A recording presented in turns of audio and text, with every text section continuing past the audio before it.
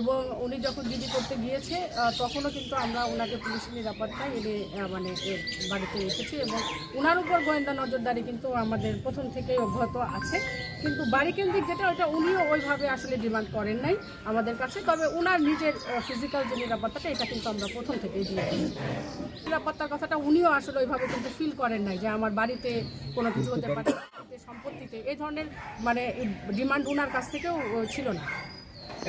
এটা মানে এটা ঘটনা যেরকম করে ঘটে ওইভাবেই ঘটেছে, পুলিশের এখানে কোনো সম্পর্ক। মূল কথা হলো পুলিশের দায়িত্বে অবহেলা রয়েছে কিনা, পুলিশের এখানে কোনো দায়িত্ব অবহেলা নাই।